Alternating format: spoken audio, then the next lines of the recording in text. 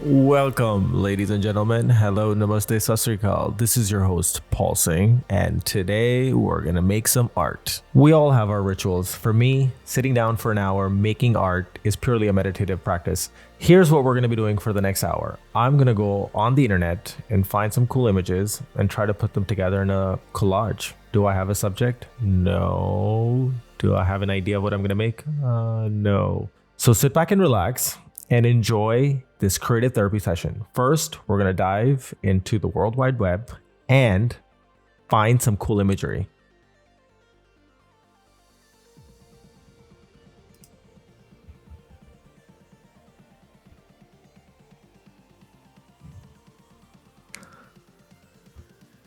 All right, we have attempted this live stream now for the third time.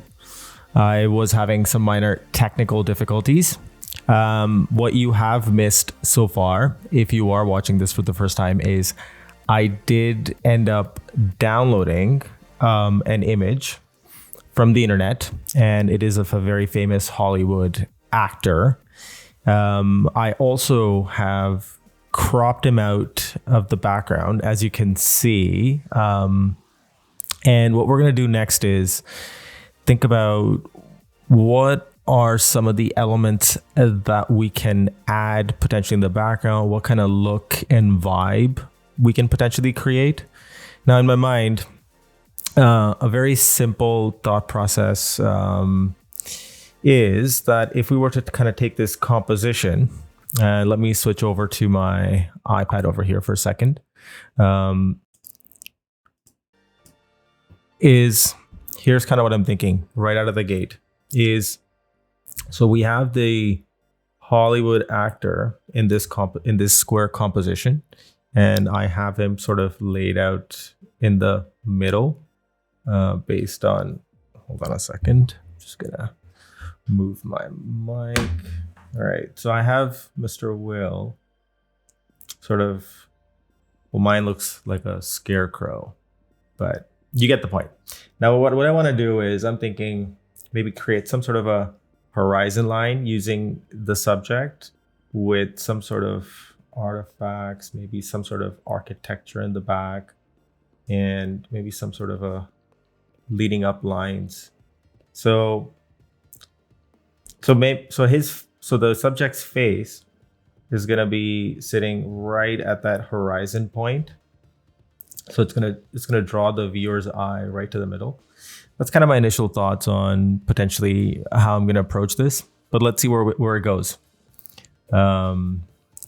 First, I think I'm gonna just try and lay out some grids and guides to see what the composition can potentially look like using this subject here. Okay, so let's do one thing. So right now I am in Photoshop. If you're not aware of this UI, for all the people watching who are not graphic designers or who do photography and edit photography.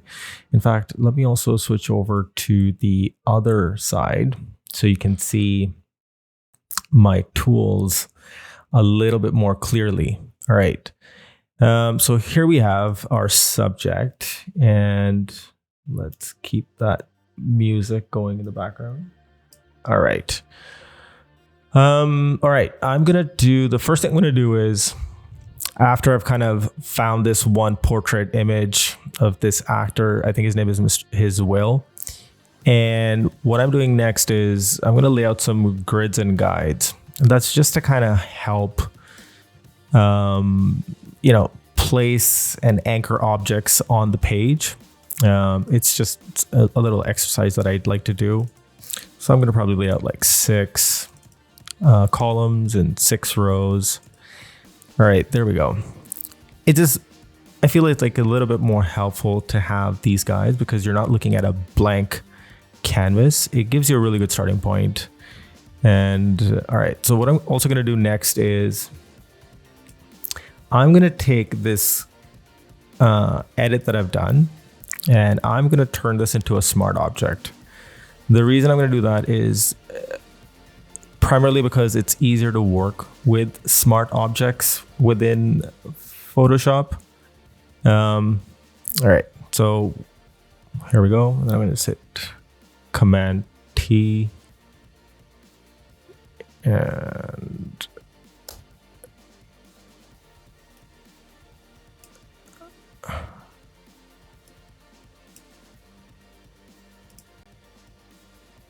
oh boy.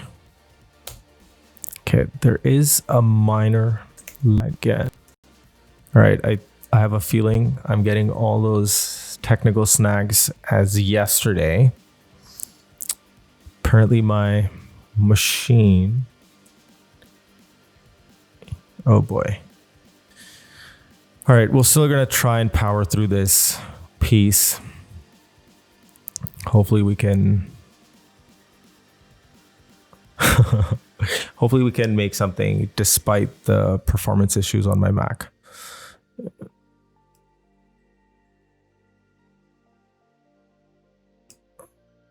I think the first thing I want to do is kind of shrink down the subject size. It's too big right now. So let's shrink them down a little bit.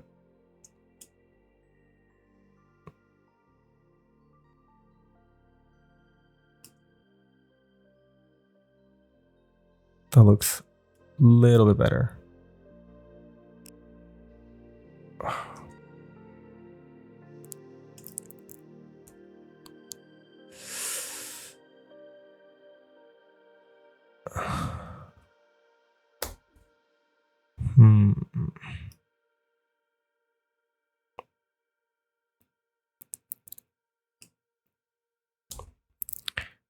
Right, this is a thing that Photoshop did. So when you're scaling down objects, if you had to constrain the proportions in the past, you would have to hold down the Shift key. But now, when you scale down a smart object, you don't have to do that. You can just grab the handle on any side of the image or your object and just push it down. All right.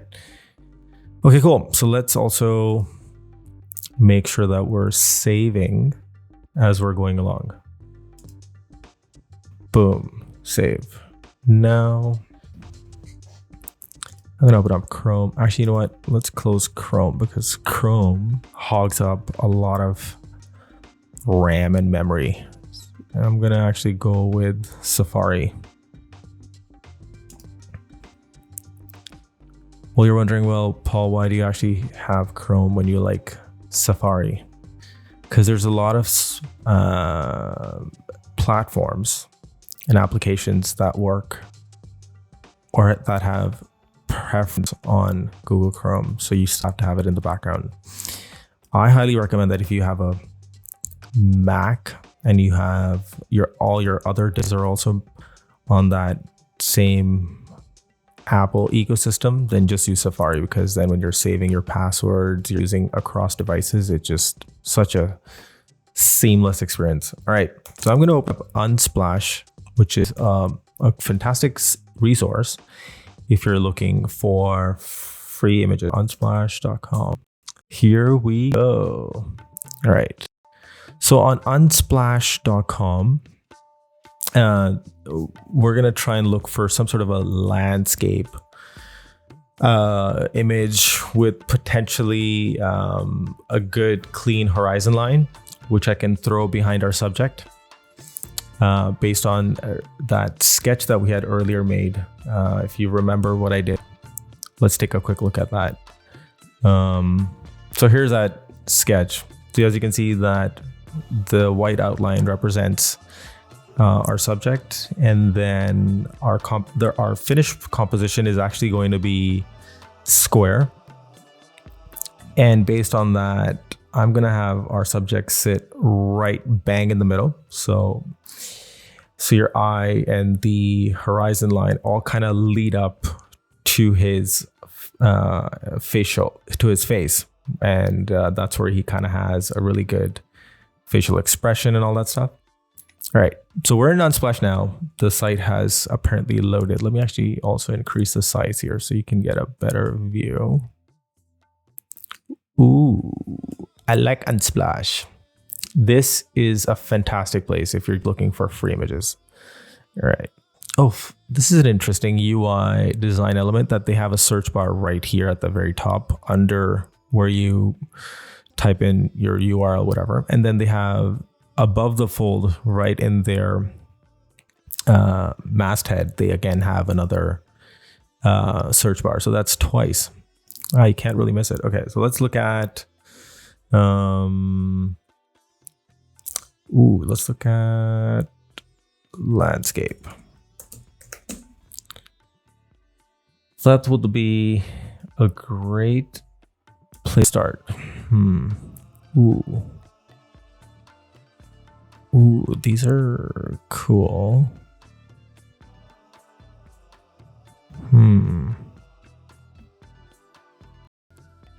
Now I just kind of have a rough idea of what I want to make, and I am not set in stone of the end product. So if I find something on this hunt, on this search, on this image search, if we come across something better, I'm going to totally pivot in terms of what I want my end product to look like. I call this strong opinions held loosely. All right, I think this is more for what I'm thinking at this stage. I think this is a little bit, I could also do a double exposure. That's an interesting idea. Okay. I could do that, but nice. Some of these images are so amazing. Another really good thing about Unsplash versus other stock websites, one is the fact that it's actually free, and two, the creators who've uploaded these images, they actually color correct them. So right out of the gate, as a starting point, you get a much better product. And if you're trying to save time, then every minute here and there is adds up, basically. Okay, so I think these images are nice, but I think I want to get a little bit more specific in terms of the kind of imagery I want. So I'm going to go landscape, but I'm going to go city. Let's see what we get from there. Because I do feel that that image would go really well with like a little bit of a brutalist / utilitarian kind of a look. All right, these are pretty cool. Let's keep looking.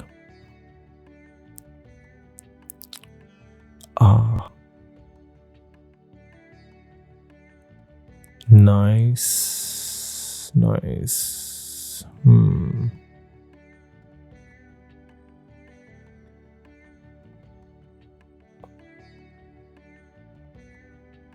Oh wow.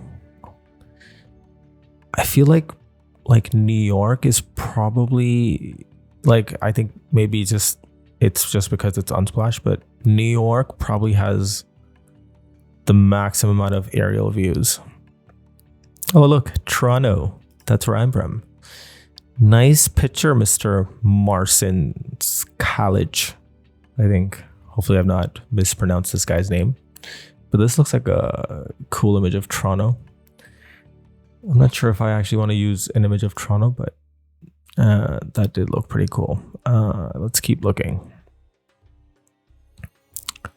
Ooh.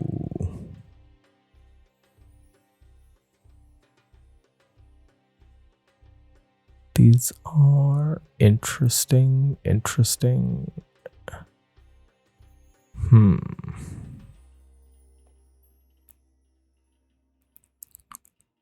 Oh, wow.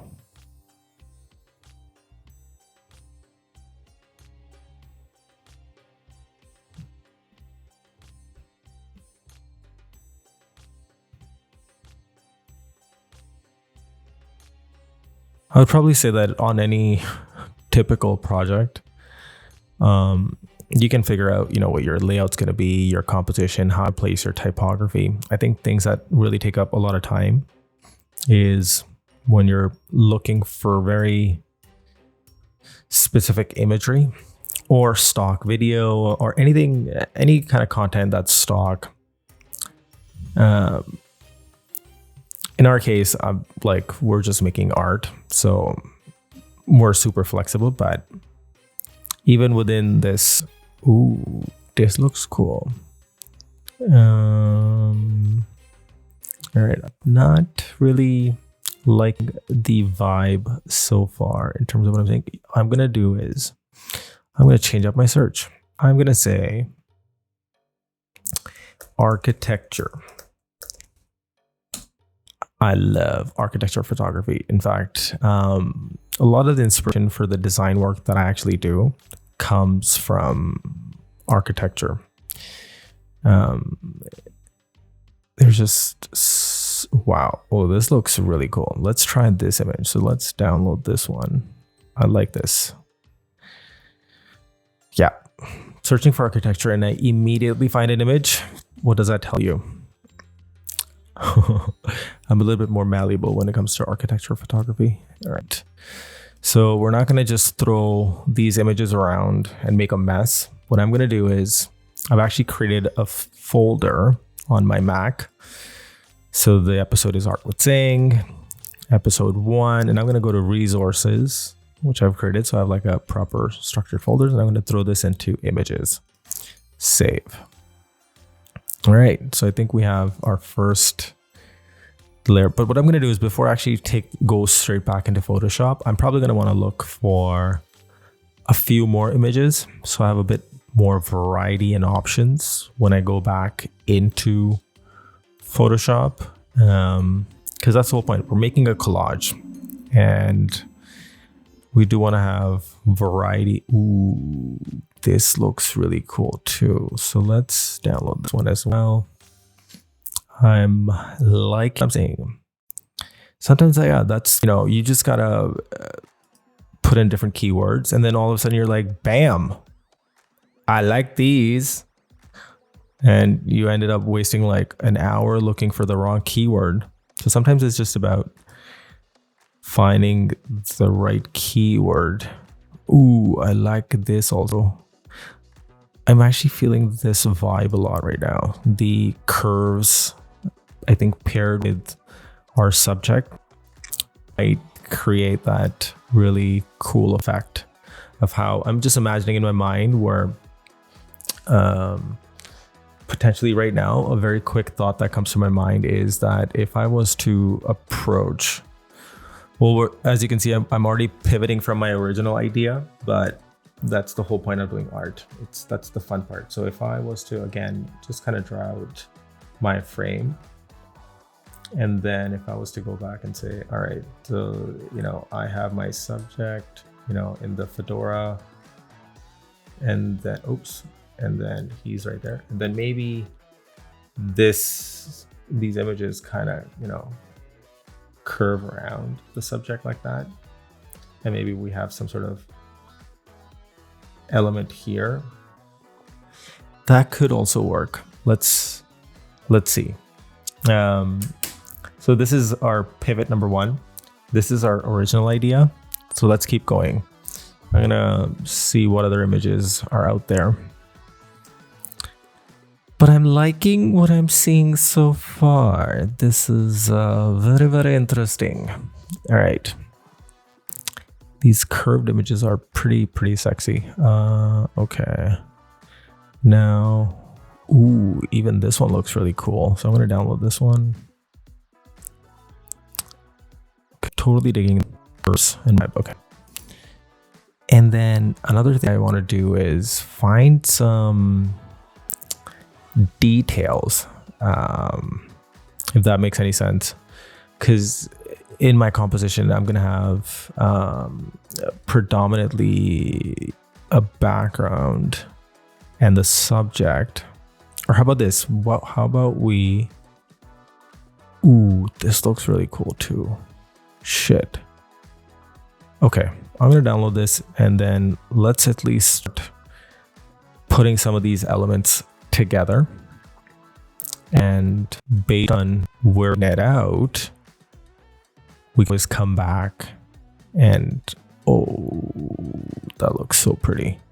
Yeah, so based on where we net out, after putting some of this stuff together, we can always come back and find more images. So here we are back in Photoshop. And what I'm going to do is start bringing in the images that we just found.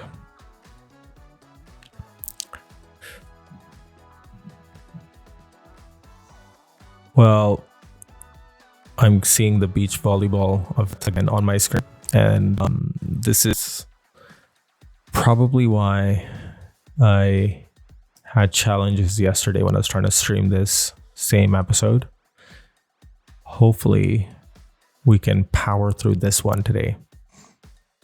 Okay, so that's Mr. Will Rogers. Nope, don't want that one.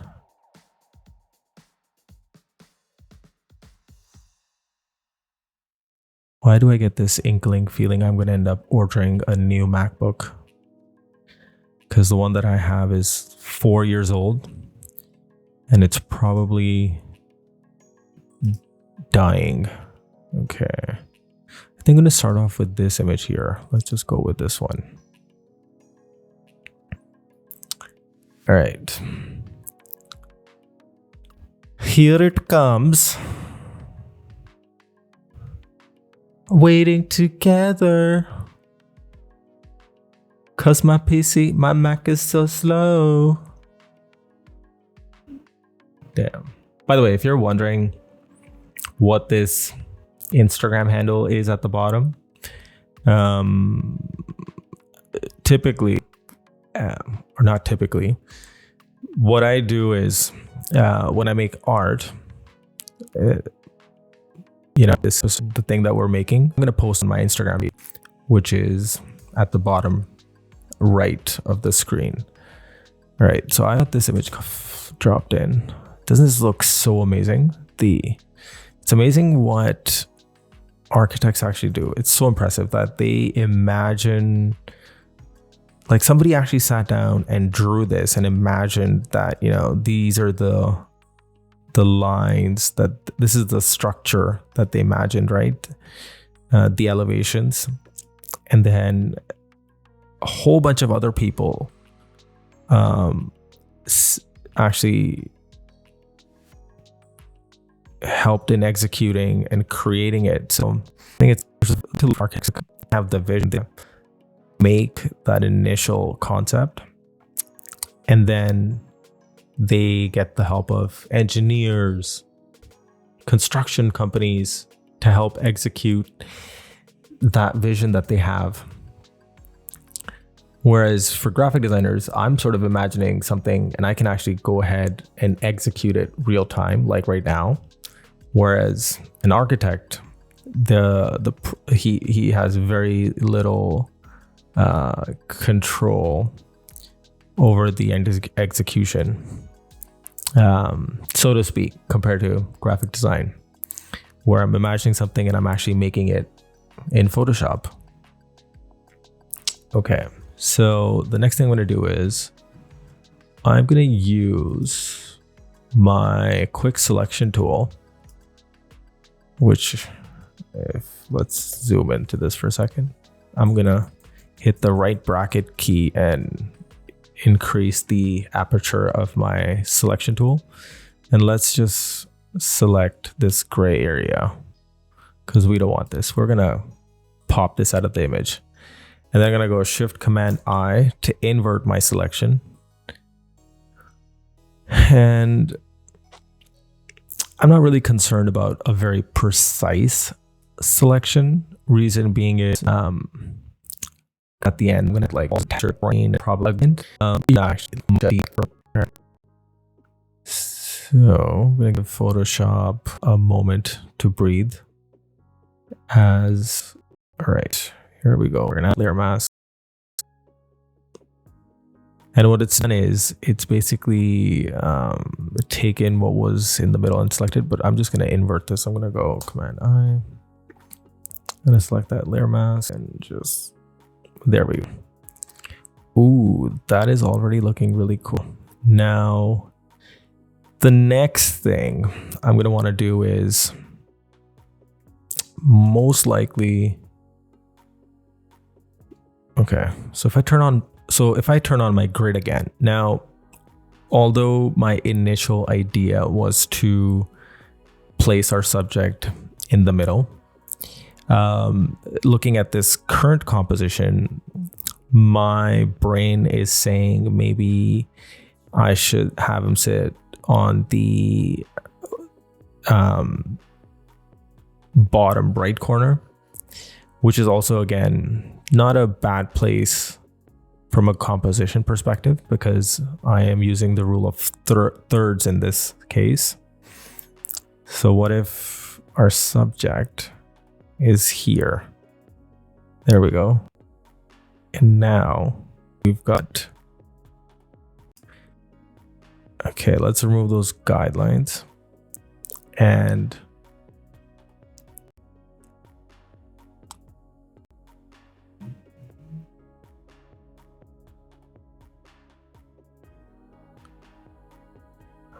I think that looks a little bit better. I'm actually liking this look, because so what you have in your foreground is this building, this very dynamic architectural drawing of this photograph of this building, and then right kind of where the lines of this building lead you right to this subject's face. So that's kind of creating like a nice look for me. Now, what I would want to do is potentially maybe have, again, just maybe still keep my thinking around that horizon line in the back. So yeah, I think that might just work. Let's try that.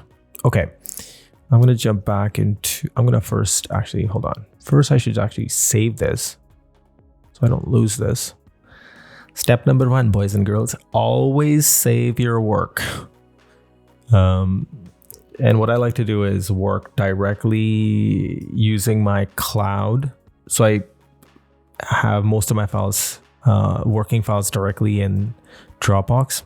What that does is that, let's say if you're, software, Photoshop or Illustrator or whatever software you're using crashes, the cloud is creating regular backups, so you have a better chance of recovering your file.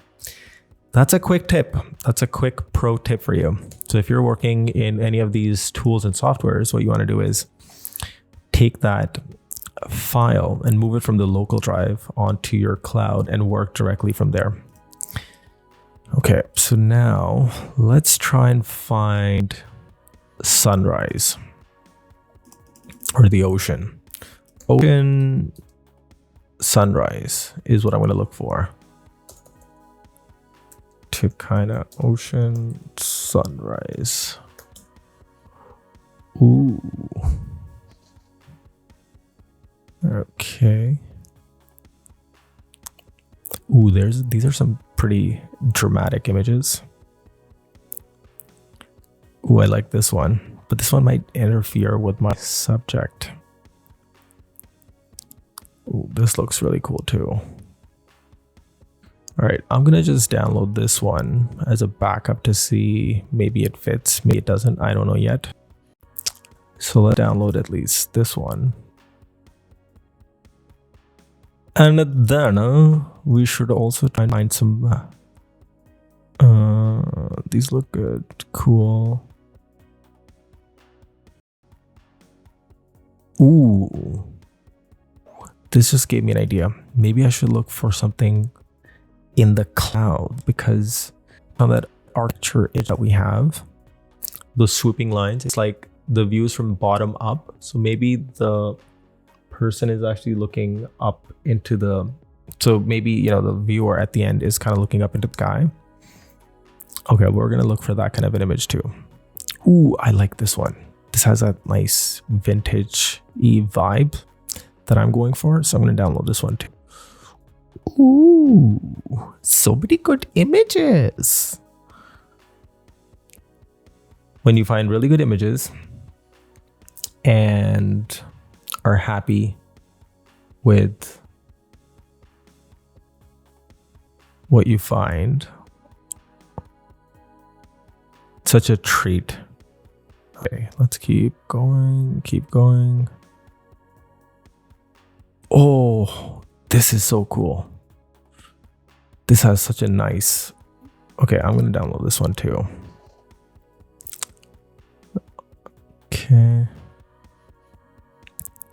All right. Maybe let's just look for one more image potentially that we can use. This is okay. It's sort of average. Ooh, this one is super dramatic. Okay, that's another one that I really like. Okay, so all right, I think we have a decent amount of images to throw in the background to work with. So just making one final check. Ooh, there's one with the lighthouse. Not bad. That might be a little bit distractive. Oh my god, look how dramatic is that? That would actually make, this image would actually make such an amazing wallpaper for your phone or your iPad. Oh my god, that is sick. But there's definitely color correction that's been done on this.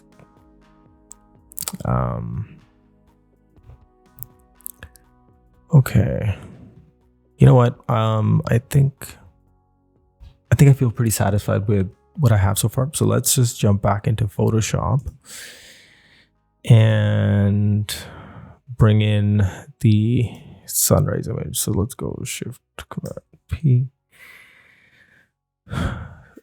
Now in Photoshop, there is no shortcut for placing your content, and I have added that. So if you actually right out of the gate, if you use Photoshop and you want to bring in an image, you're gonna have to go File, Place Embedded, or Place Linked. And I personally like linked. That's what I use. But you know, everybody has their own workflow. Okay, so let's try this. Actually, hold on. Let's go to icons. I think it was this one that I liked the most out of all of them. Yeah, let's try this one for now.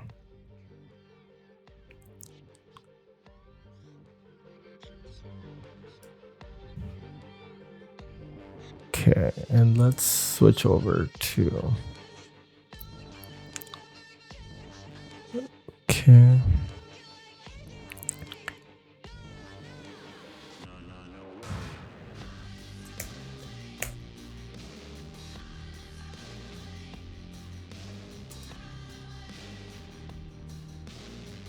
Ooh, okay, now I have my sunset in here. We can already see that my foreground is going to be black and white and monochrome, whereas my background is going to have this bright color. Ooh. I might even have...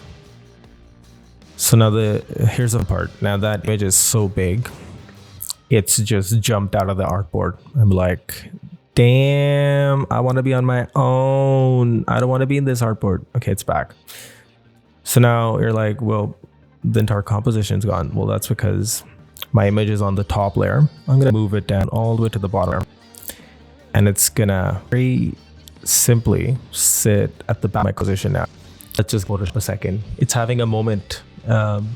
In fact, throughout this live stream, Photoshop is going to have lots of moments. It's just because when you're running like your OBS broadcasting software along with your processing intensive softwares, it does become a little bit troublesome. Okay. All right, there we go. Let's...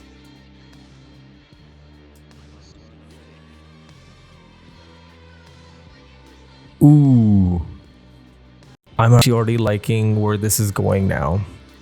So we have this very, very dynamic monochromatic foreground. Of course, I'm gonna change up the colors based on my own vibe and flavor, whatever I'm gonna go with. I don't even know yet what I'm gonna end up doing, but I feel like I'm already liking what I have so far. What I might want to do is turn my architecture layer crop also into a smart object, because there's no harm in, I mean, of course this looks great. What I'm going to do is I'm just going to group this as backup. So I like this as a thing for what I might want to do next, but before I really make up my mind and freeze on this specific look, I'm just going to group this Command G, and you kind of group your layers, and I'll just call this option 1. Okay. Anyway, once my beach volleyball is gone, I'm going to duplicate this group, and let's go Command J. That's the shortcut key to duplicate. And then I'm going to just lock my option 1. All right. And let's call this option 2. Okay. Let's close this for a second. And let's also lock this. A really simple way, shortcut to lock it, is if you hit the / key. That is a quick and dirty way. Not sorry, quick and dirty. It's a quick and easy way to lock your layers. But I've just locked that group, and I've kind of turned off the eye so you don't see it. So what we're going to do is I'm going to take this foreground of this architecture building that we have, this U looking shape. I'm going to rotate it. So let's try that. What if we were to play with this layout a little bit? Ooh, I'm going to hold down the Shift key. What that does is it just constrains the angles at which the rotation happens. Okay. Ooh. If this was, I feel like, okay, so let's just try this for a second. I feel like the eye is going all over the place now. Like my eyes are not resting anywhere. So maybe if I move the subject to here, I feel like this might work. Let's see what the vibe is. And then if I move my landscape image a little bit.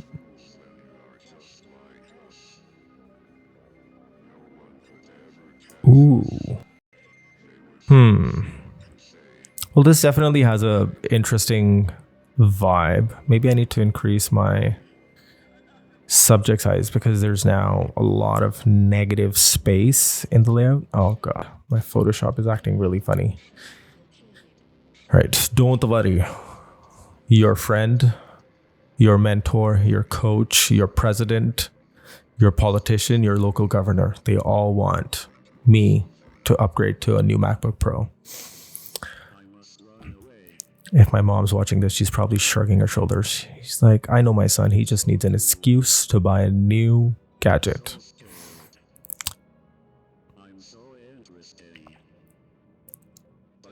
All right, cool.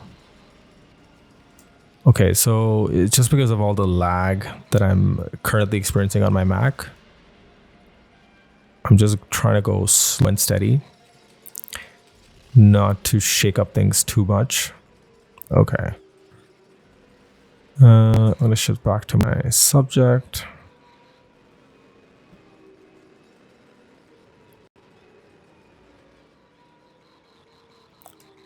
Holy shit. Did my playlist just get like super dramatic and feels like a horror movie? Well, it is. If you're also having lags similar to what I'm experiencing right now, you would want to play horror music as well. Okay, so let's increase the subject size. I feel that with the way this is kind of looking now, actually, wait, I'm going to take off my glasses. Apparently my eyes are feeling super itchy. God. All right. Mr. Will, we are going to increase your size. I'm going to hit Command T, which is the shortcut to resize an object. Oh, I apologize for that shake in my mic. Let's see what happened.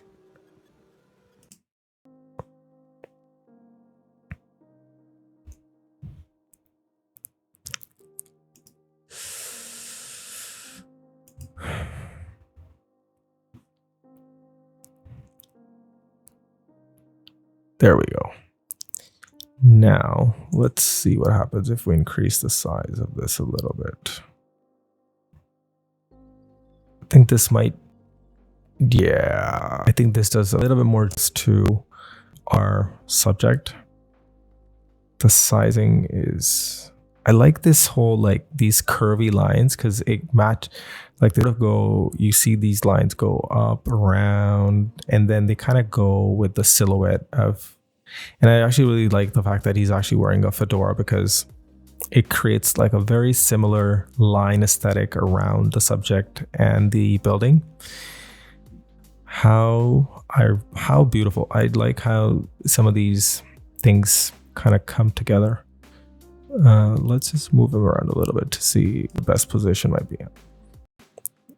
Okay. What? Come on, Photoshop. Come on, bro. Move back into the middle. Okay. I'm going to turn back on my guides. So even though we are making collage and art, there is, from a composition from a composition standpoint, I still do want to create some fundamental, I want to keep some of my fundamentals straight, which is from a composition balance perspective. I still do want maybe our subject to sit bang in the middle. And if you notice where his eye is, that's actually the middle of the layout. And that's a great place to rest a focal point. Now, and funny enough, the sun is right behind our subject's head, which is again a really cool thing, because now your eye is automatically drawn right to the middle of the layout. Okay, there we go. I think I'm going to move it up just a little bit more, just to get that perfect spot. Also at the same time being very empathetic to Photoshop and my MacBook. There we go. Okay, so let's stop here and just hit save. Ooh. So now if I turn off my guides, you're like, well, this looks like a really simple layout. It looks just like you just kind of threw everything on the page. But what you don't know is that there is some sort of magic algorithm happening in the background, which is the subject is right at that focal point, bang in the middle, and with the sun glow coming from behind his head, it kind of reminds you of, dare I say, God or Jesus. But yeah, so I think I'm liking this initial footprint that we've kind of created. Now let's try something here. Let's close this group. I'm going to turn off this, and let's look at the old one to do a quick comparison between the previous. I was actually leaning on more first, but now that was my strong opinion. So this is the fun part. I had a strong opinion that this was going to be my choice, but now that I've made option number 2, immediately in my mind, I'm like, wait, that old layout looked so shitty.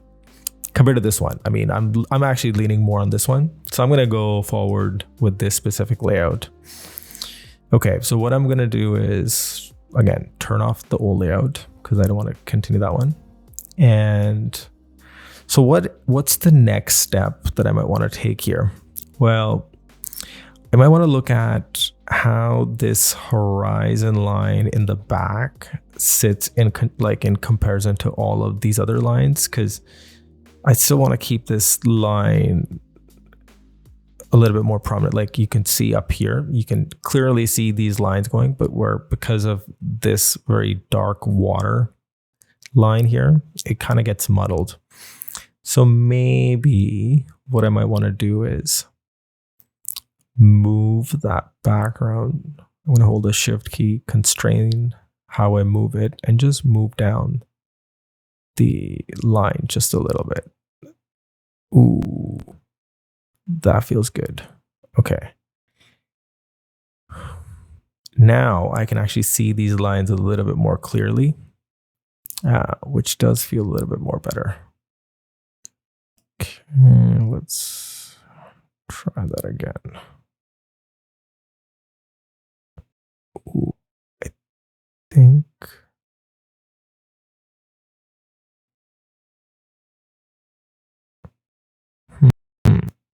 Photoshop takes a moment. I'm just gonna switch up my playlist. All right.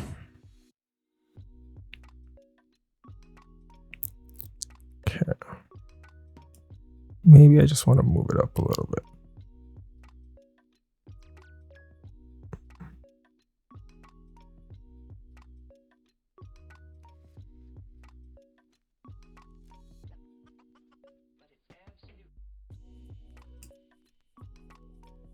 I'm being very, very patient with my MacBook and Photoshop.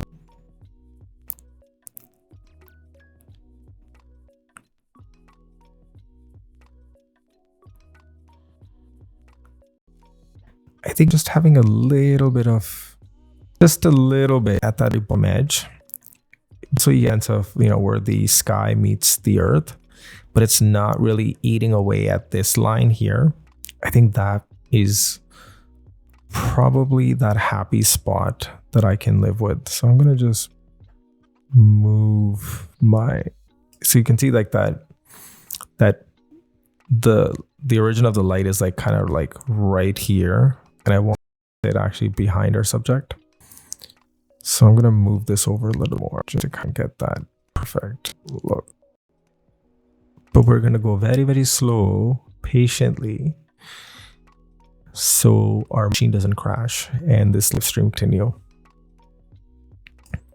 Now, typically when you look at some really cool artistic photography, you'll notice that sometimes a photographer might take the aesthetic choice of, okay, let me give a little bit more explanation. So typically when you do photography, you want the light to be in front of the subject. So, and then the camera, so the photographer and the subject are in a way that the sun is behind the photographer and it's shining the full natural light on your face. And then that's where you get really good, even lighting over your face. And that's fantastic. But sometimes what the photographer will do is they'll have the sun in the background, then they'll have the subject, and then they'll take that photo where you get a little bit of the light coming from that subject's face side, and you'll see like those sun rays cutting across and enveloping a subject.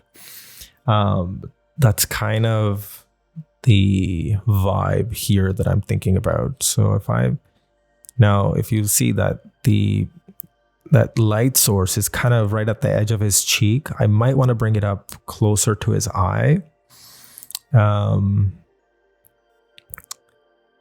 Because as a viewer, when you're looking at this image, you're drawn to that focal point. Now, at the same time, that is way better. But now, what has happened is that the horizon line in the back, oh boy. Okay. Minor struggles. Let's try that again.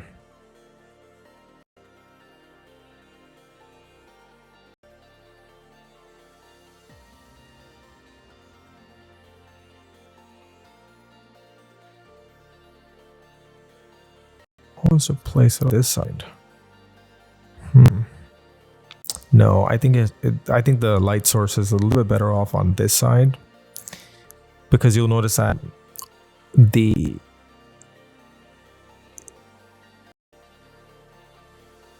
building is open from the right hand side,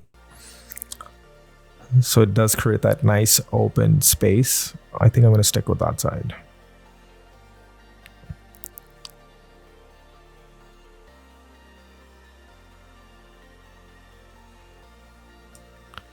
Okay, let's give Photoshop a second to rest. All right, okay. Now I think I have a very, very basic composition. Now, what else could we potentially do to this to really make it pop? Now, one thing I like to do is, instead of just having this go edge to edge, we could explore. So if I was to go in and say add a solid color layer on top of all this, and then let's just keep it white. And if I was to turn on my guides, I can easily take the selection marquee tool and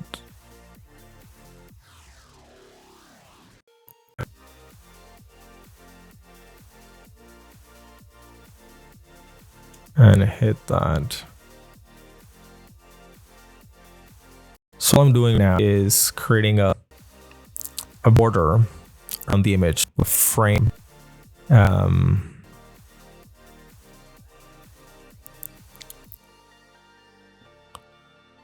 And apparently,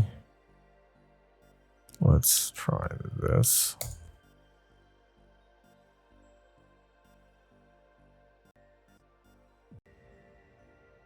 Again, Photoshop is just taking a moment. Bear with me.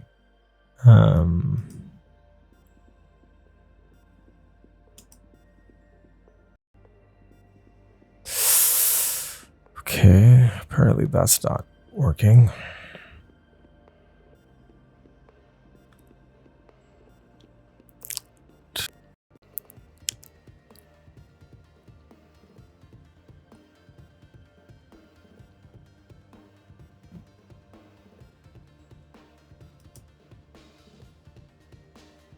There we go. That worked. Okay, cool. So I'm gonna just hit Command I to invert that.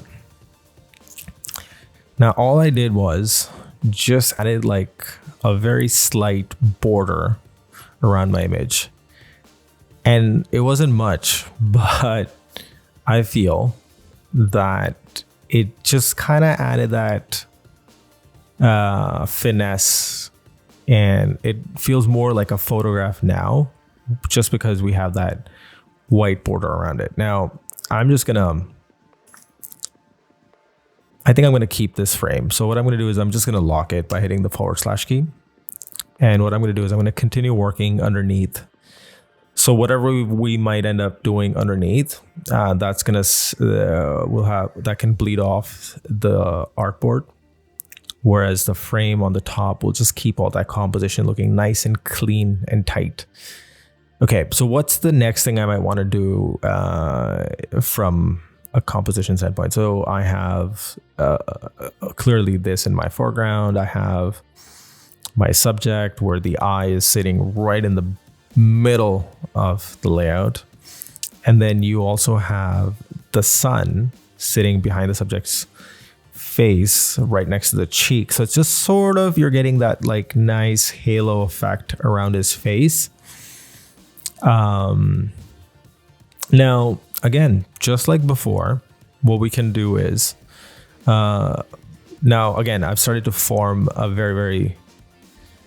or I would say I've started to form an opinion about what this looks like. And what I do is like, okay, let's challenge my own opinion. So what I'm going to do is I'm going to duplicate this. I'm going to be like, well, this looks cool, but what if I was to try just moving some things around? So I'm going to hit Command J, duplicate it, and then just change the name to option 3. Okay, there we go. And let's toggle that back on. And what I want to try and do is, just for my own satisfaction, try and rotate that landscape image in the back, because again, we're making a collage, so it doesn't have to follow gravity to a certain point, or at least we can change the interpretation of gravity in this image. So what I'm going to do is I'm going to go to layer, and I'm going to go to, there's an option here called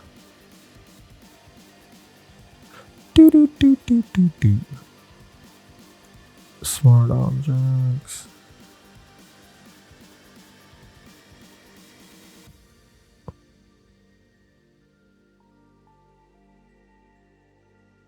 What? This is odd. Oh, maybe it was in edit. Yes, exactly. Transform. And what I want to do is flip vertical. There we go. This is what happens when you've not opened Photoshop in 10,000 years. Oh, shit. I actually like where this might be going. Hold on a second. Let's try. I'm going to hit the V key, shortcut key for my direct selection. And let's see what happens if I... Ooh.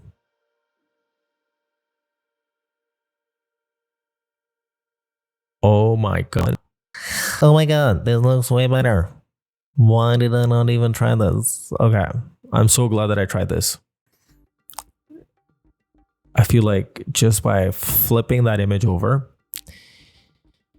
I'm gonna get a much better vibe. Okay, so let's move this a little bit so that the sun actually sits right behind our subject. Okay, maybe it's too pronounced here, so let's take that back a little bit.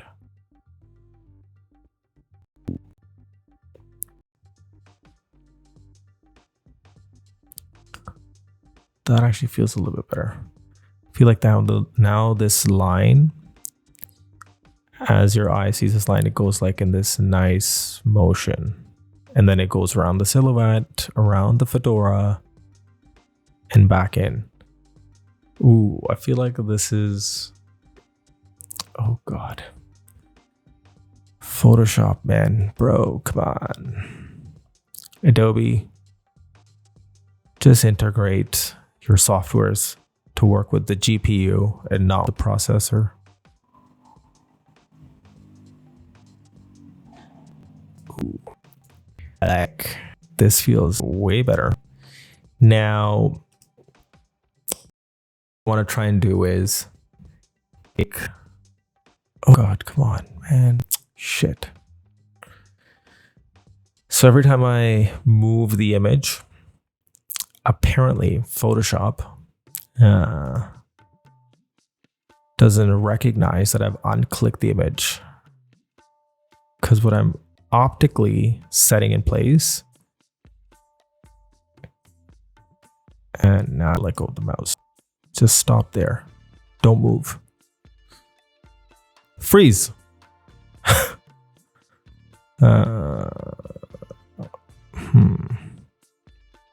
Let's try moving this around just a little bit more.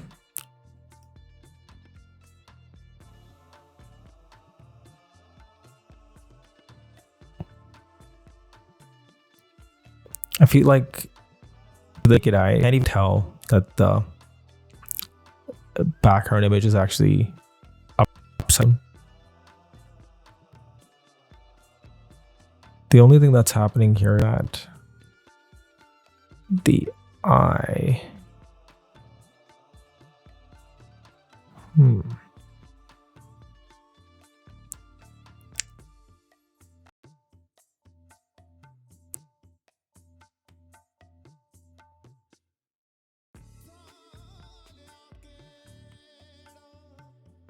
Here's what I want to do. Now, I like the sky. I like how the light is coming out of the sun rays and the sun, but I don't like the water. So what I'm going to do is I'm going to toggle off all this other stuff so we can just focus on the background image for a second. And what I'm going to do, and this is a trick one of my colleague used to do back in India. So my friend and colleague Harkirat, he would take an image, and if he wanted to ever expand that image, he would just duplicate the image, flip it, and just connect it at the top or the side or the left or whatever edge he wanted to increase it on. And I'm going to use that same hack for this image. So let's bring it to the middle. And so, for example, I like the sky, I like all this other stuff, but what I don't like is the rest of the crap, which is basically the water and that line. I just want to keep just the, oh God, this is, okay, hold on. Let's see if we can try and just bear with me. This is Photoshop Struggles 1 right now. Okay, so I got it centered. Command D to select. I'm going to duplicate the Command J. Very, very simple. Command J. And then what I'm going to do is I'm going to take this second layer. I'm going to flip this image. Go to Edit, Transform, and go Flip Vertical. I'm going to let Photoshop do its thing, and boom. Now, all I want to do is, hold on, what I want to do is I'm going to scale down the opacity to see where that merging line is. So let's bring it down to like 29. So now I can kind of, again, I'm going to get Photoshop take a moment. I'm just going to move this in a way so I can see that horizon line, and let's give it a shot. So I'm going to kind of bring those lines together and then just clean out the image at the top. Let's try this. Oh, there we go. So that's our conversion point. There we go. Now, all I'm doing is letting that horizon line. I'm just going to first is bump up that opacity back to normal, which is 100%. And what I'm going to do is I'm going to use a layer mask. Layer mask, the best thing ever. Okay, I'm going to take that layer mask. Oh God, hold on. Photoshop is screwing me over again. What I'm going to do is take both of those images, make sure that they're both aligned to the center. There we go.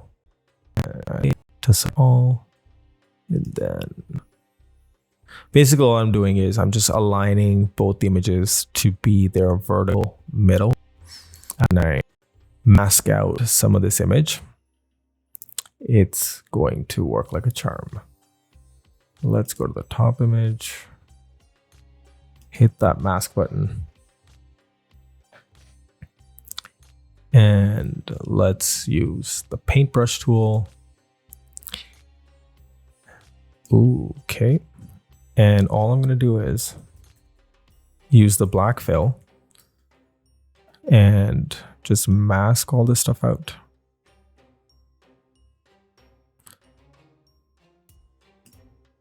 Okay, just giving Photoshop its time to render.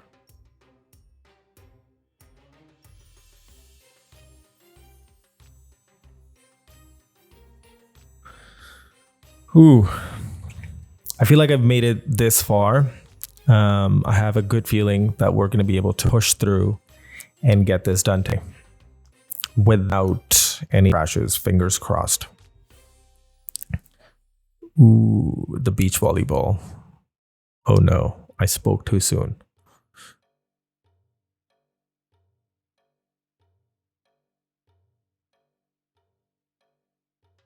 Uh-huh.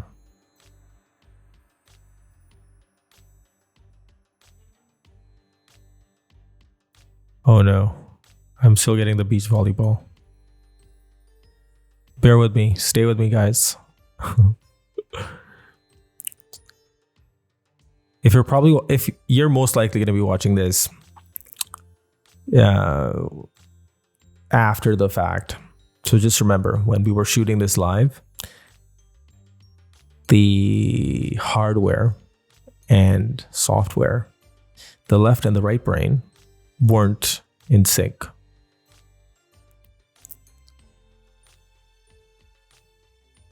Oh boy. Oh boy. Please, please, please, please. Just work, man.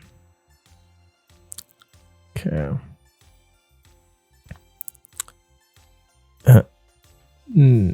Crap. Let's jump back to the...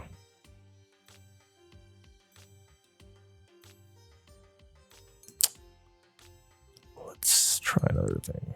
I'm going to try a shortcut here. I'm going to do a direct selection. And then I'm going to hit Option Delete.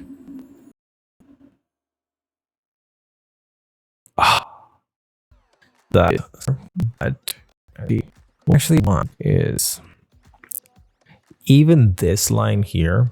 I don't even want all of this. So what I'm going to do is I'm going to unlink my mask and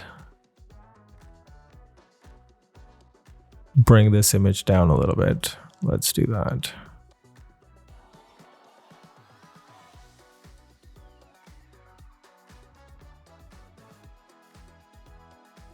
In fact, a better way to approach this would be to actually line up the source of light on both the images and then just mask out the rest.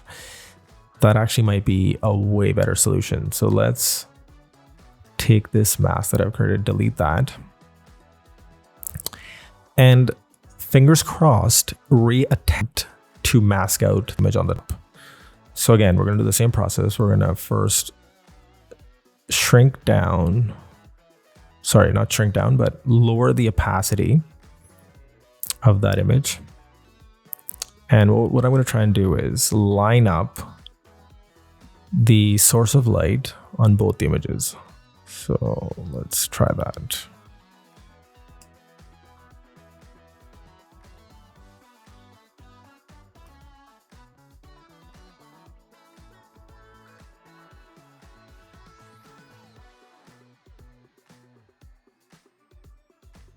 Ooh.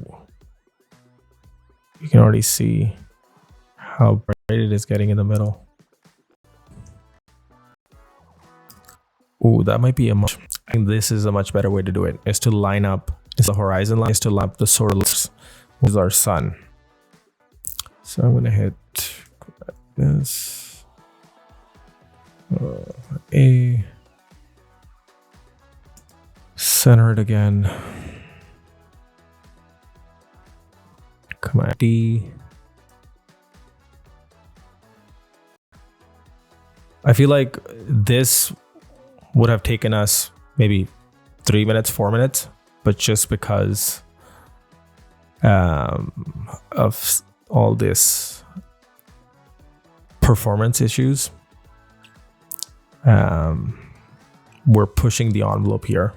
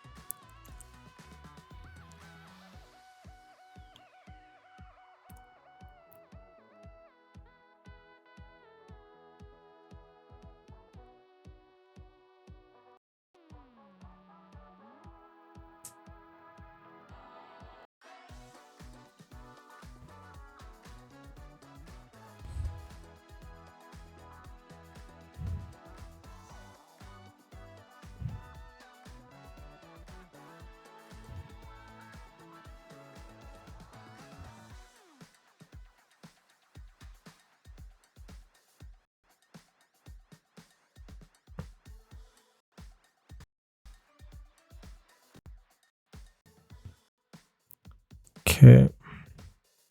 I'm trying to be very, very slow so that Photoshop doesn't freak out again.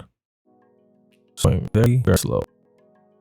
I mean, you are running, you're going at the speed of more team, I think, or in your pod. I forgot the exact term, but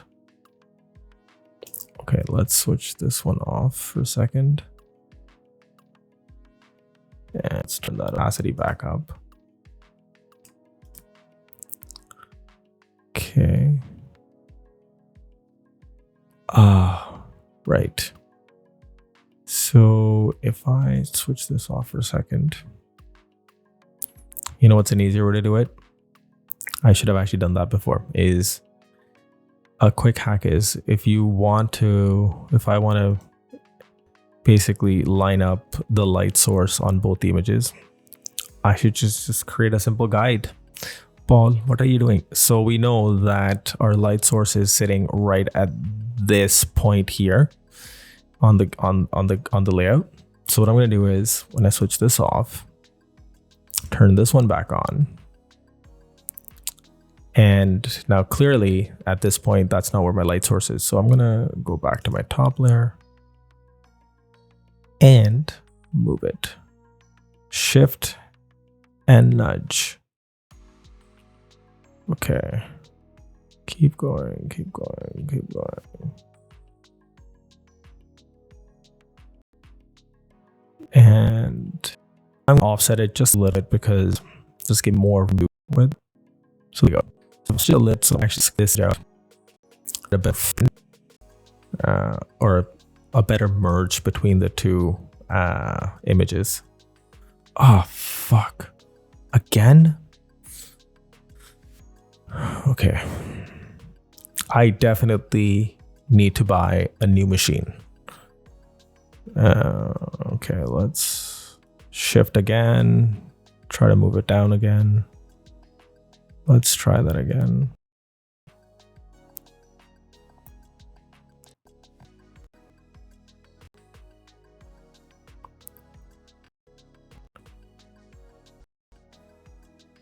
Okay.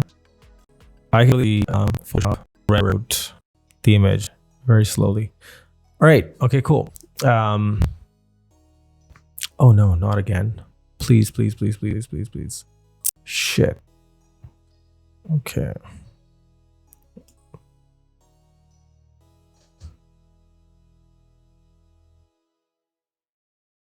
I think Photoshop and I are having a mental conversation, which sounds something like this. It's not you, it's me. Yeah, Photoshop, it is you. Okay. Please don't move. Okay, I think it's good. Now, I'm going to turn on that bottom layer to make sure. Yeah, perfect. So the first is, now that I have my top image and use the brush tool with a blurry edge, and it says my opacity is 80%. I'm going to set my opacity to 100, flow to 60. Opacity, in fact, I could go down to like a 90 for now. Okay, let's try this. So just one single clean sweeping motion.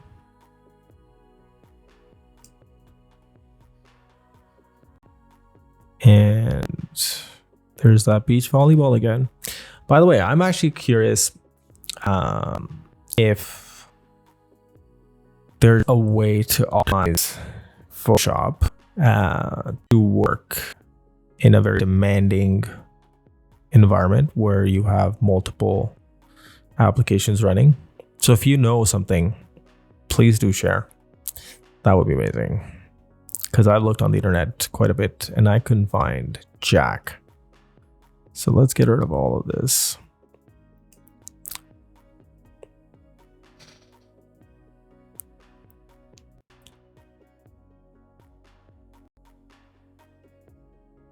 I almost feel like making this image is a really bad idea But now there's a sunk cost fallacy. I've already invested so much time in lining the images, airbrushing them, masking them.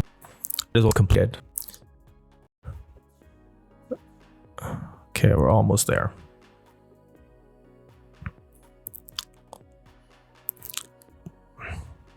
By the way, so this shouldn't come as a surprise, but I was already looking at the new MacBook Pro with the 16-inch screen, and apparently the performance scores are more than double. So if I'm doing like video editing, or if I'm, running a show similar to this one, it would do it like a breeze. It would be a breeze for that machine, and potentially getting rid of what I already have and giving it away. Okay, so the bottom half of this image is still rendering out. I basically took two images. Let me rephrase that. I took an image, duplicated the image, flipped it, and then added a layer mask, and masked out the parts that I didn't want, just so I can have a seamless image without having to expand that image. You'll see in a moment. Okay, let me turn on the bottom one here. Okay. Now, what I want to do is go back to this one. And let's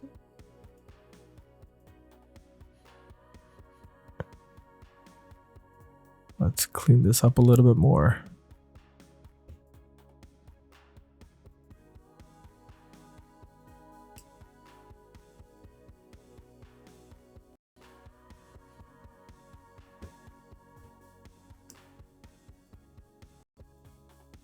Okay, it's taking its time. Let's give it a moment. But as you can see, I've sort of gotten rid of that water. It's not there yet. We're working on it, but the intent was to have a seamless sky. Now, there's multiple techniques to this, by the way. There's some people who would want to use, there's actually a simple tool with Photoshop to extend your image.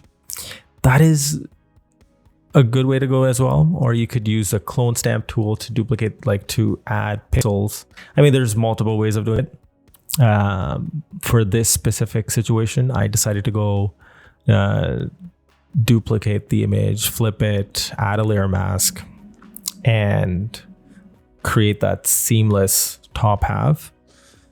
It did take a little bit more time, but I feel that the end product, as long as I'm happy with that, we should be good. And we're still looking at the beach volleyball. Cool. What I'm also going to do is switch. Okay.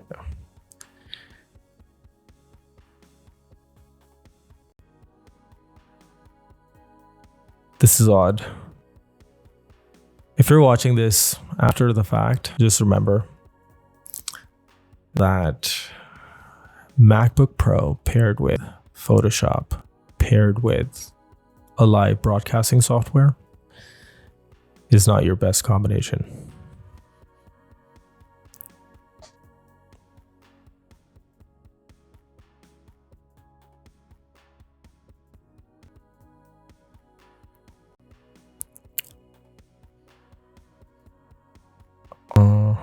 Still looking at the beach volleyball. Okay, finally got it. And give it that one more. So typically if you set the opacity of your brush to be any lower than 100%, then you have to kind of go over the image a few times depending on what opacity you're at to make sure that you get a nice, you get a good cleanup. Which is what I'm trying to do. Hit that again. And if I invert that,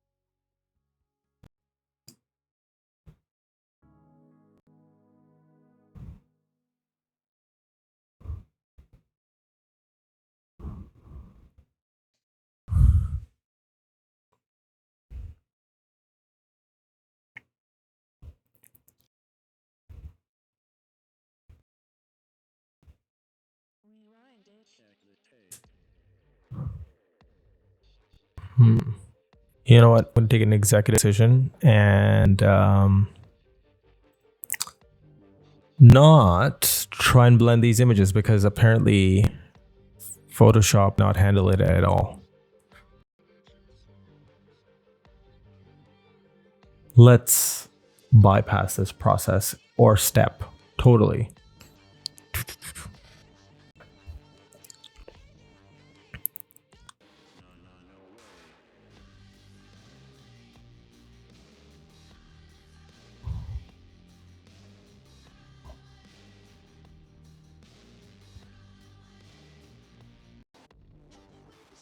Welcome to the broadcast. Let's look at the spinning beach ball. That's what this live broadcast stream is. Just looking at the spinning wheel of death.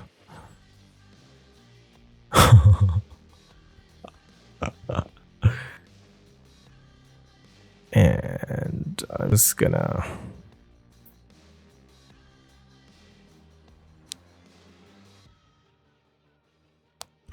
Okay.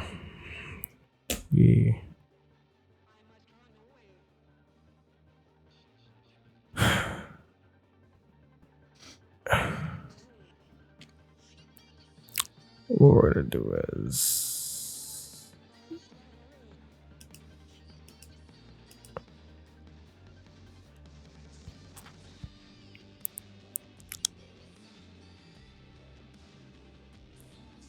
All right.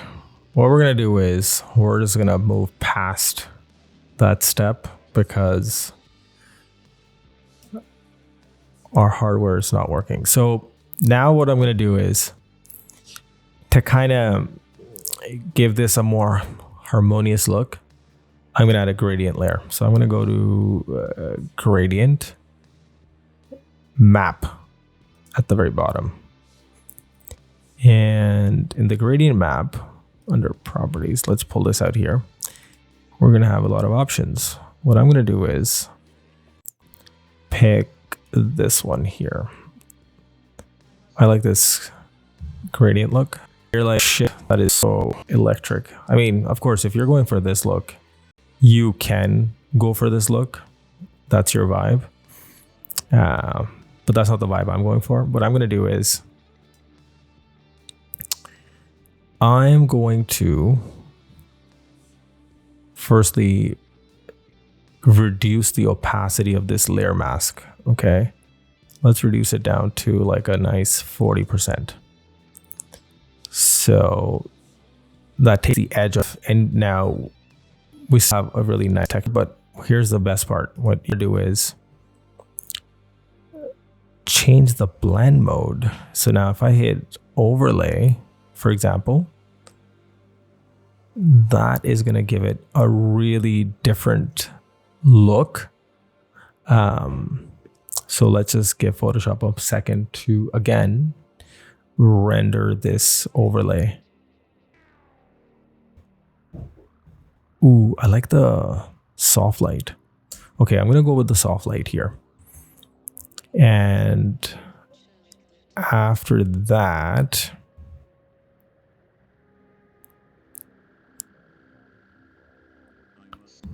all right, set it aside. Now what I'm going to do is I want to throw a texture on this image.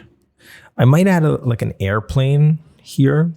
So we'll come back to that one for a second. But what I'm going to do is I'm going to just add typically I usually wait for the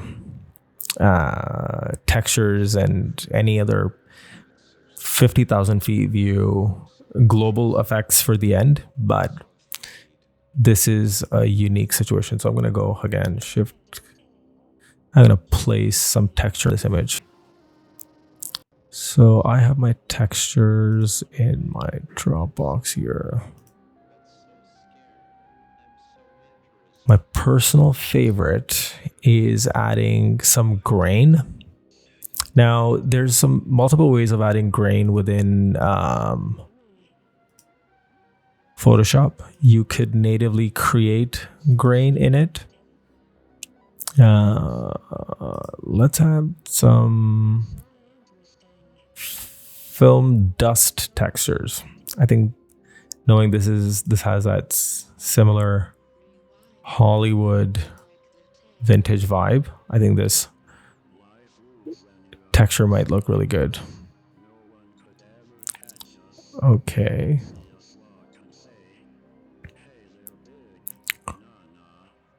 Ooh, here comes that texture. Now, all we have to do is, because this is an object, I'm not going to hold shift, I'm just going to hold alt. And what it's going to do is it's going to expand that out from the middle. Alt and use the mouse holding one handle on any edge and just drag it out. There we go. I'm just going to shrink that out just so it's like perfect fit. Okay. And hit enter.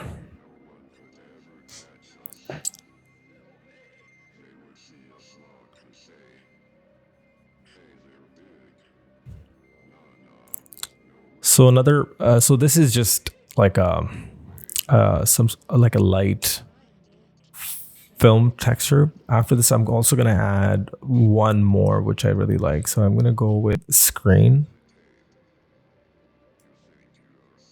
And you can see it gives you like that nice old school kind of a look. To kind of really sell that effect, you can just lower down that opacity just a little bit so it doesn't feel very digital. Now I can just go 80% on the opacity of this effect, of this layer. And there we go. That's going to create like a much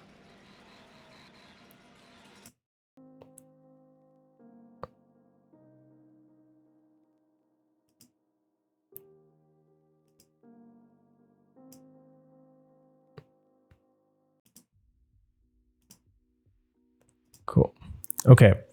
So once I have the texture opacity down a little bit, it kind of feels a little bit more part of the image. Now, the second thing I'm going to want to do is add one more texture, which is going to really sell this, is the photocopy effect, as if there was some layer of, again, that graininess, that old, it's going to have that old, very, very old vibe. So under textures, I have saved a whole bunch of them and I have photocopy textures and I can basically take any one I want. I'm just going to take the second one. I'm not even going to look at what it looks like.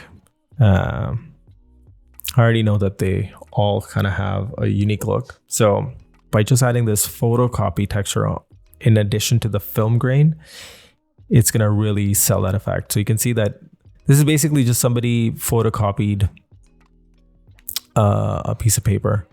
Wait, hold on. Let's delete. Actually, you know what? Let's delete this one.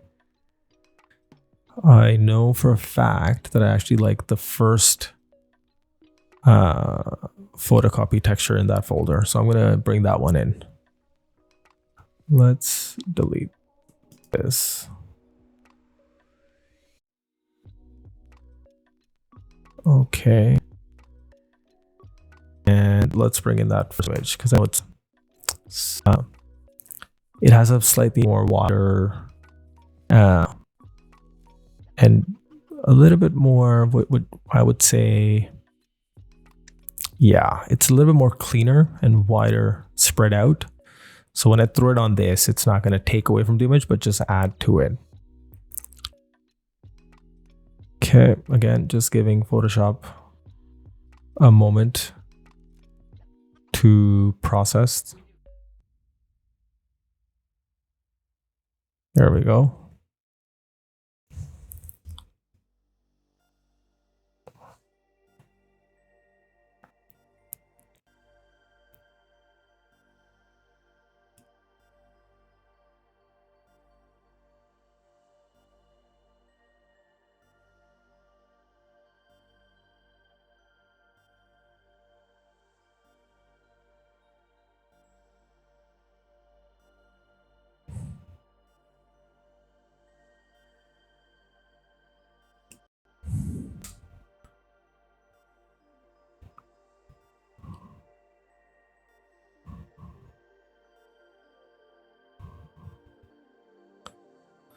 So another thing to keep in mind is that now I have a creative choice here. I could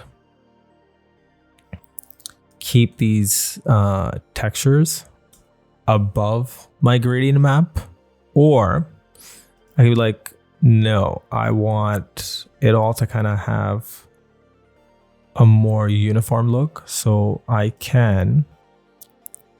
So even for this photocopy piece, I'm going to use screen. And all I'm going to do is make sure that my gradient map sits at the very top. That'll give it a slightly more rounded look. There we go. See, it just kind of boosts those colors. So it makes the darks darker and it just kind of evens out that image. Now, I'm already starting to really like where we're at now.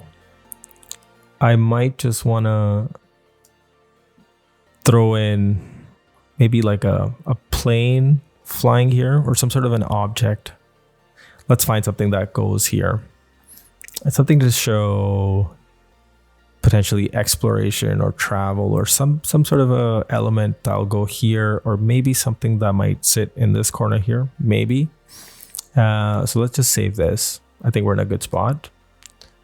File, save.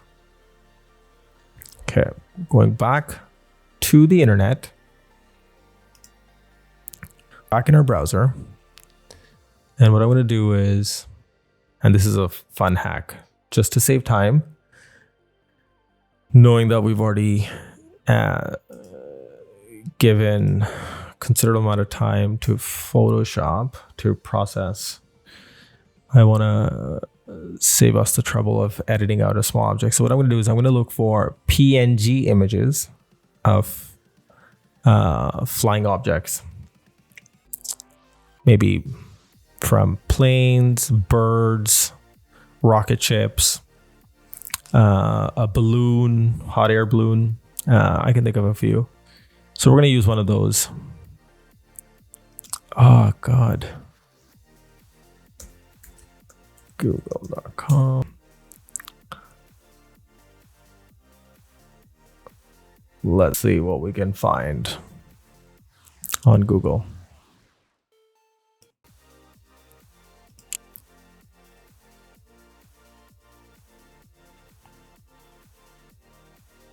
I'm going to say PNG plane. Okay. Let's start there.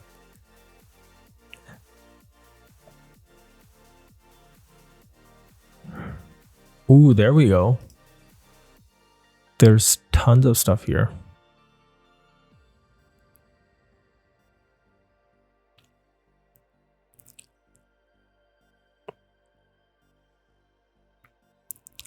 The only thing I like to do is when I kind of look for these kind of images is just go to tools at the top in the search and just make that size bigger. So I find the best possible image quality. All right, I'm gonna let Google do its thing. Ooh, this one looks really good. I like the angle also for this one. So maybe let's start with this one here. So let's go command click that to a new page, a new tab. Again, I'm just gonna let Google and my browser and the internet do its thing. Ooh, this actually looks really good. It is a little bit more digital looking, but that's okay because I'm gonna shrink down that size so much. Oh, it has like this really weird edge. Maybe I need to go with a different image. Oh, this is way better. Okay, so let's go with, and the size looks really good. It's like 1697 into 1000 something. Okay, so let's just go and say open image in new tab. All right. And I think we're gonna throw in this plane and call it a day. So let's take this plane, save image as.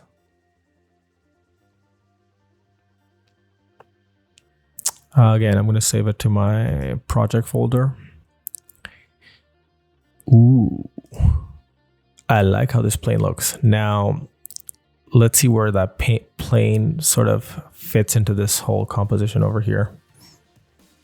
So let's bring in, by the way, if you're in this time and you want to fly somewhere, tickets are so expensive. And I don't even know if you should actually fly. I think one of the things that people are really struggling with is that if you're flying during this specific time, which is during the quarantine, during coronavirus, even if you travel somewhere, you have to follow quarantine and isolation guidelines based on wherever you read. So let's say if you're going to India. So firstly, the tickets are going to be super expensive. And then once you actually get there, you're going to have to quarantine in a hotel, check into a hotel for 15 days, which you have to pay for. So good luck with that. All right. So my image is going to be right here. Resources, images. There's that plain image. All right.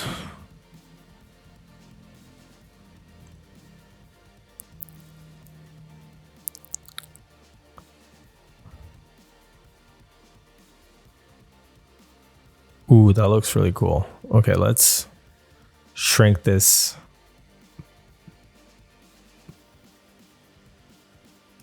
down so we can sort of place it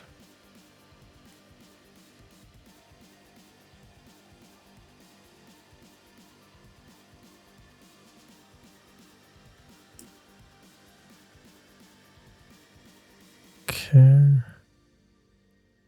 What is Photoshop doing?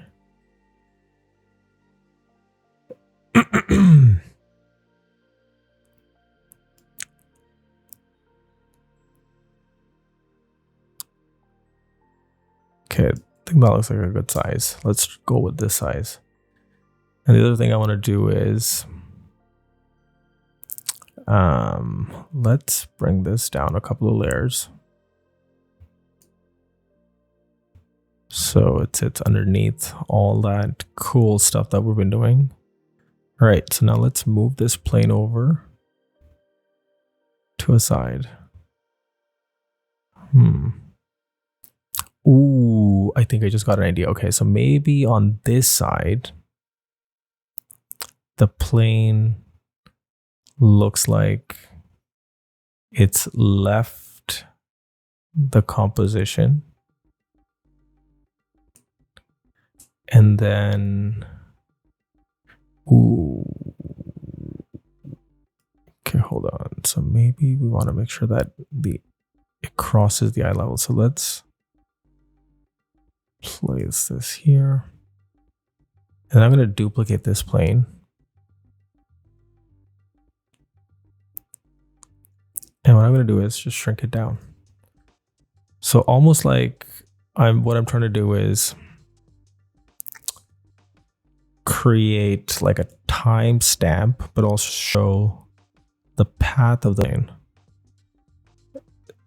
So it just kind of creates this feeling that you kind of look at the plane, you're like, oh, I see where the plane came from. It flew in from the left. That's a very basic explanation of what I'm doing, but that's basically what it is. Basically. All right. Here we go. Let's put this again on this side of the composition. Ooh, I wonder if I should crop this out just a little bit here.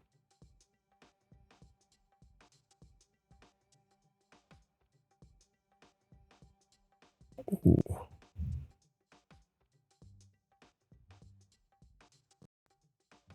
I should have the full plane. Okay, I think that flight path. Okay, I think that might be a better flight path. So, oh, come on.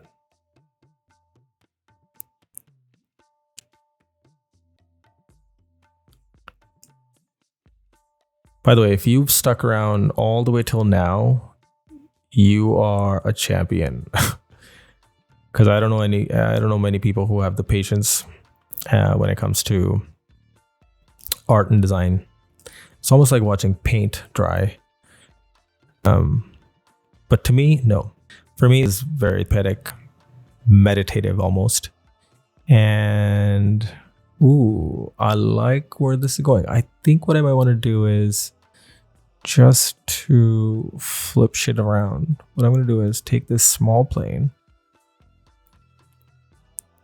and maybe even throw one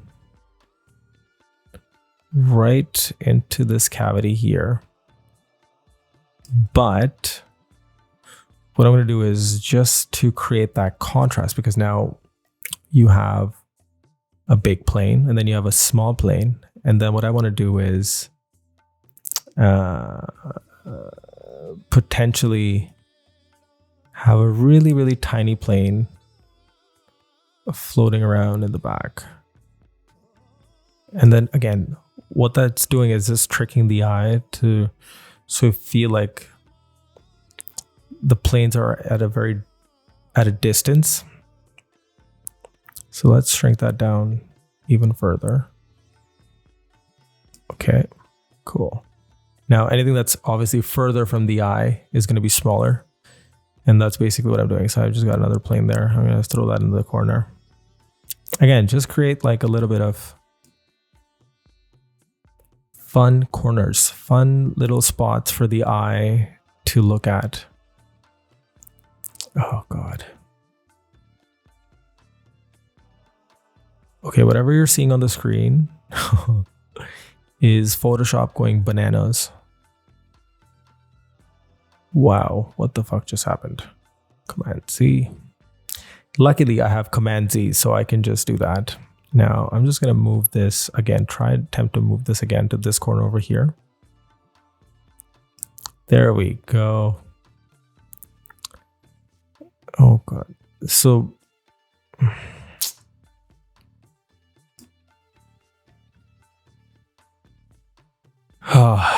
finally.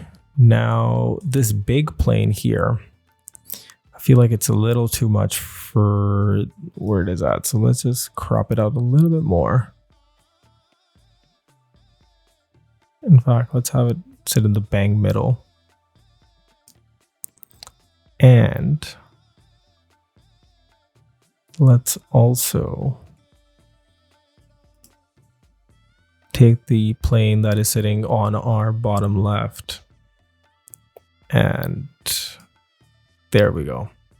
Now, one thing that is happening is that the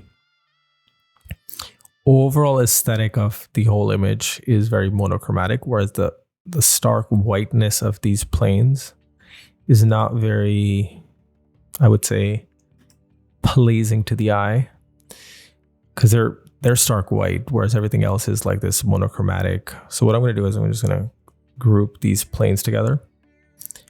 And what I want to do is see if I was to multiply.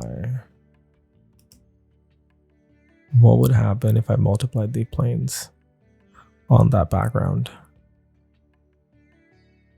Ooh. Okay, that's a little bit harsh, I think. Maybe what we need to do is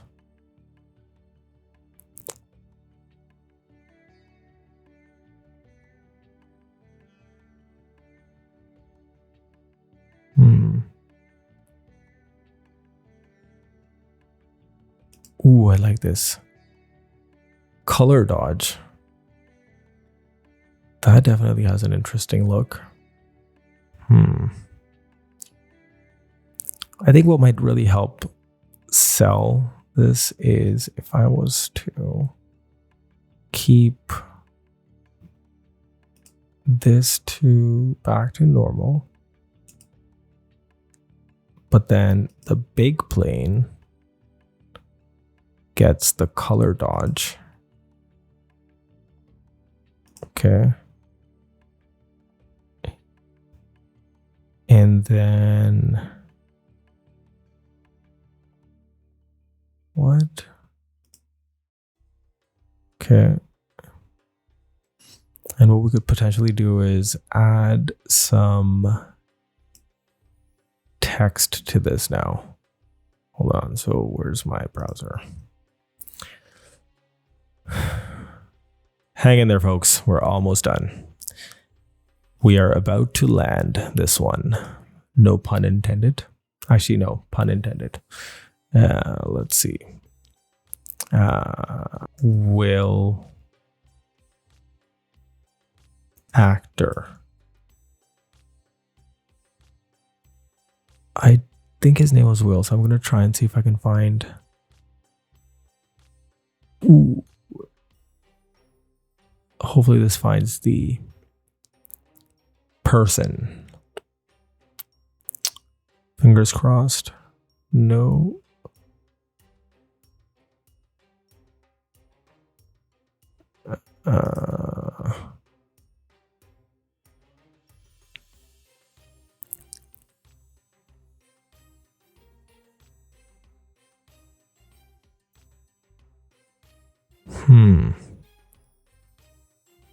Let me see. Well, let's see here. Hollywood actor vintage. I think that is the search term that I used the last time I was trying to look.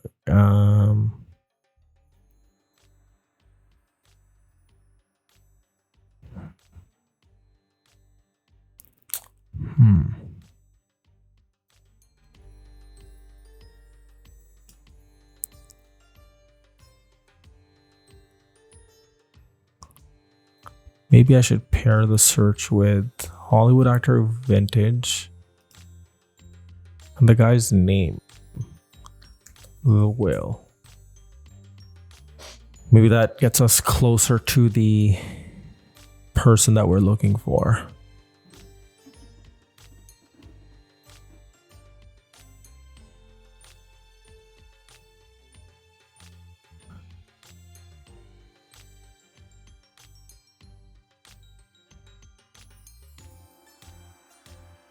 All right. Okay, maybe that's not working. What I'm going to do is I'm going to take a quote from online and just imprint it on top of this. So let's go and say quote.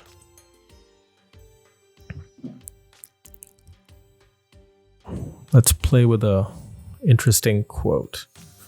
Also, I need to drink some water.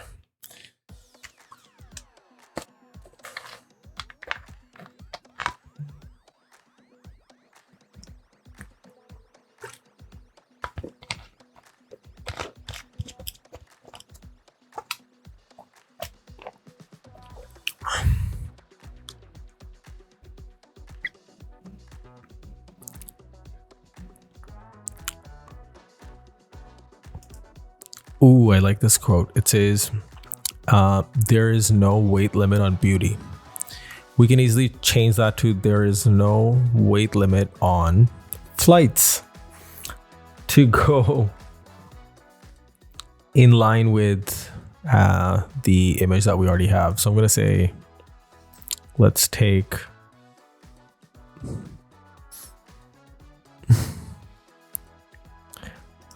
another thing we should do is,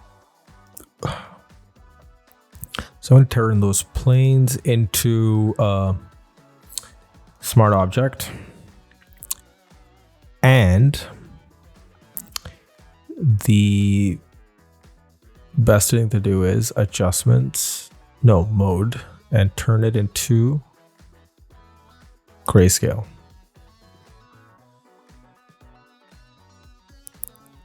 Don't merge.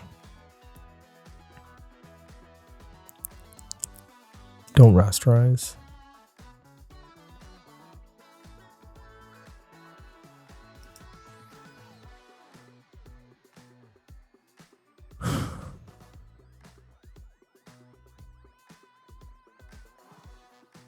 Oh man.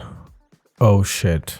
I think I made a global level change where I only wanted to update the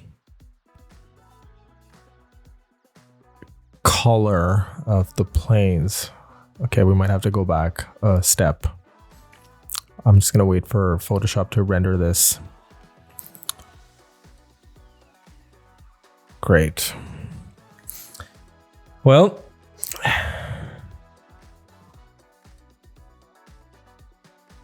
yeah, exactly. That's what happened. So I actually did changing the color at a global level, where all I wanted to do was change the color of planes. So I'm just gonna hit Command Z, and there's a very, very simple trick that I can do, which is just on that layer,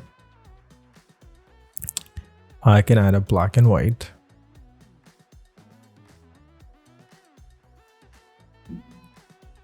And then once I do that, the other thing I want to do is you want to clip it to,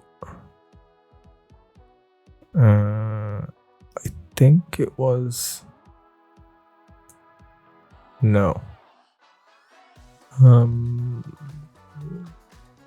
Let's just check here. What we want to do is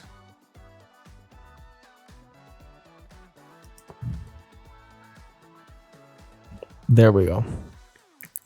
So now I've added just a clipping mask just to the planes, and then the rest of the image is as is. Great. Now the only thing is we're left to add is some type. Horizontal. Yep. And I'm going to change the typeface to, here we go. Let's take,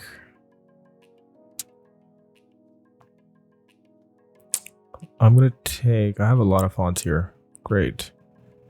More choices. But what we're going to do is we're going to go with Dendido. No, that won't look good. Let's try Cortado. Cortado. If you drink coffee or a coffee drinker, Cortado is probably something that you should try if you haven't already tried. It is just the right amount of coffee and milk, unlike an Americano, which is a lot of water, and you could add a little bit of milk, versus a cappuccino and a latte. Latte being the most milk, then the cappuccino, and then you have like your Americano or you have a coffee shot. But I think just a cortado is just a splash of milk, which is just perfect. Anyways, that's the name of the font. So what was the line again? Let's just double check here. The line was, there is no weight limit on beauty. So let me type that out. And I'm going to change that line to read. Give it a moment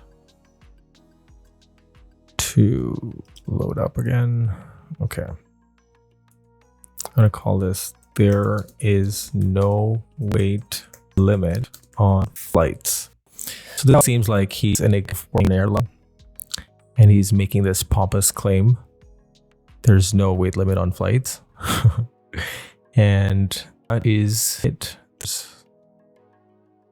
Only thing to do is move this layer above the buildings. Let's give it a moment. Again, beach volleyball, spinning wheel of death. If there's one thing we've learned today, it is that live streaming with an Adobe product and a broadcast software, you need to have a super duper machine. Okay. Lesson learned. So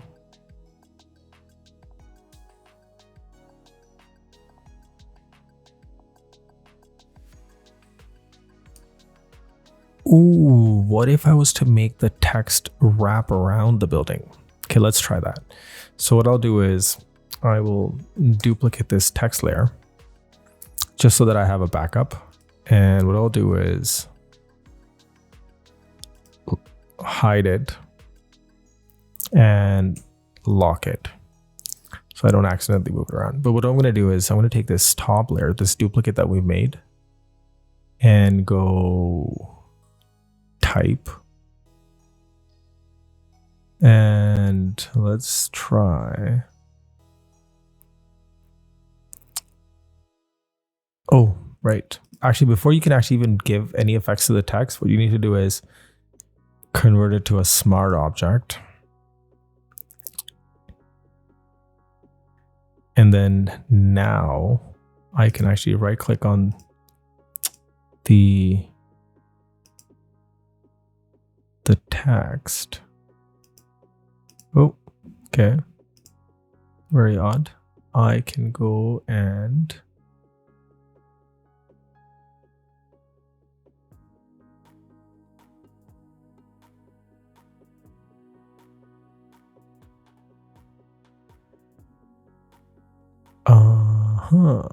distort, shear, pinch, displace, blur.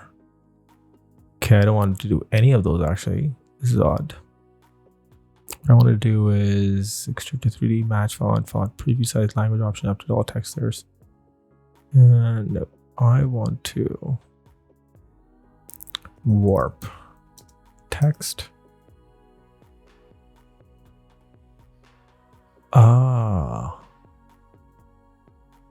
Very odd.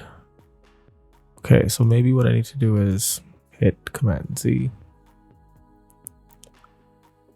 And now let's try that again. Let's warp that text. Okay. So what I'm going to try and do is let's give it a arch. And vertical.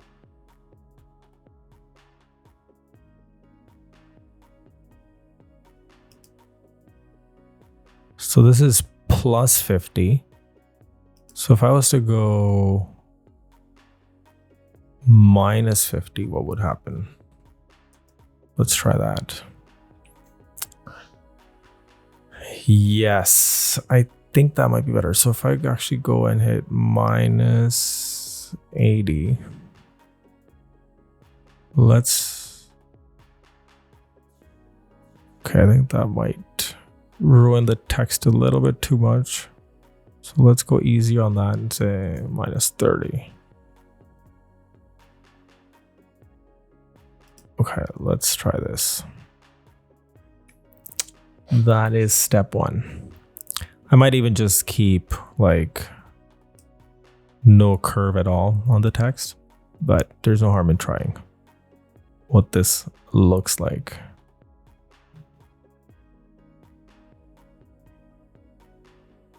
Aha. So let's shrink this down. And see what happens.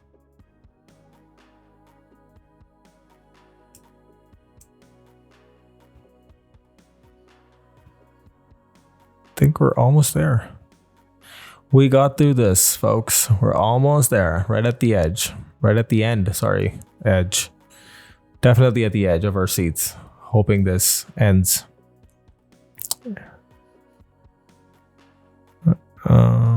Okay. Okay, it looks like it didn't do anything at all. There we go. Now that I've made that subtle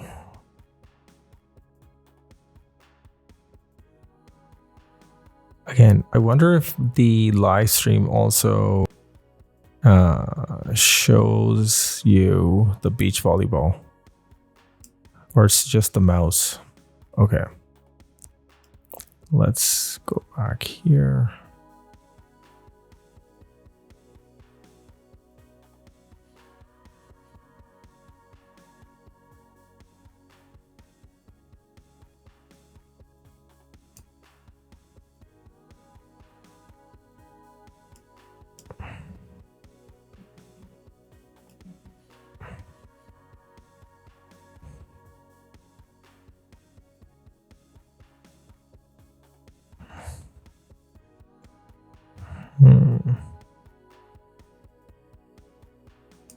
Okay, just based on my first impression here, I think that this is not a good idea because this whole pattern here is so busy and then the text is going to get lost. So I'm going to just get rid of this idea right away and not waste time. Go back to my original plan.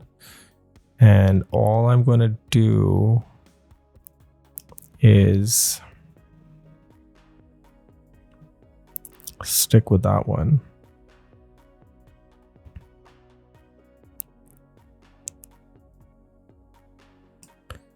And what I'm going to do is could not move the tool as the layer is locked. Okay. Yes. Agreed. Yes. Okay. Thank you, Photoshop, for reminding me that my layer is locked. My layer is locked. No, it's not. Now I'm going to just take set to 100. Let's just go and change that to 150. Font size to 150. And there we go. Now I might want to take the eyedropper tool and potentially take one of these really bright colors here. Maybe let's take this orange and change and give the type that color just to better match. There we go. Now, here's what we're gonna do. We're gonna line up this text in a unique way. So let's go and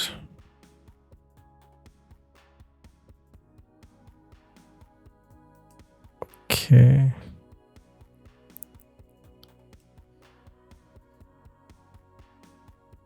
Ooh. Okay.